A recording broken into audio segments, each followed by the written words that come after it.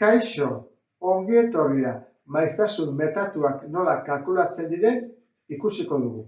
Hortarako gogoratu lehenik maiztasun absolutua eta erlatiboak kalkulatuta izan behar dituzula.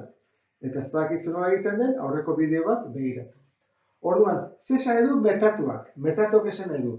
Balio hori, edo eta bere azpitik dagoen balio bat hartzen duten balio kopuruak. Denak hartu baditu. Orduan, bereak gehi azpikoak. Orduan, hasiko gara.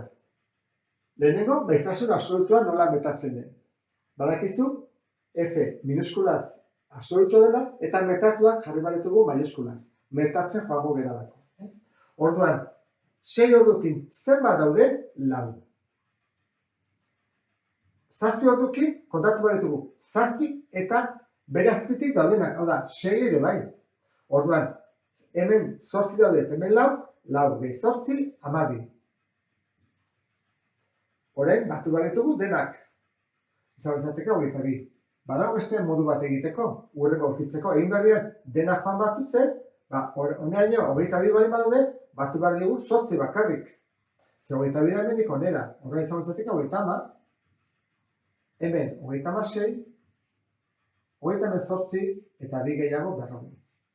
Metatuan, hemengo kopurua eta hemengoa berdina izan behar du, bestela gaizkin metatu dugu. Maiztasun erlatiboakin berdin gertatzen da. Metatzeko endezakegu edo batekoa edo ehunekoa. Egingo du adibidez ehunekoa. Orduan, hemen zenbat daude 110. Eta hasten bagera metatzen 10 eta 20, 30. Eta horrengoa, egin dezakegu 10 gehi 20 gehi 25, edo 30 25 batu bakarrik. Izango lirateke 55. Eta batutzen badiot 20 gehiago, 75.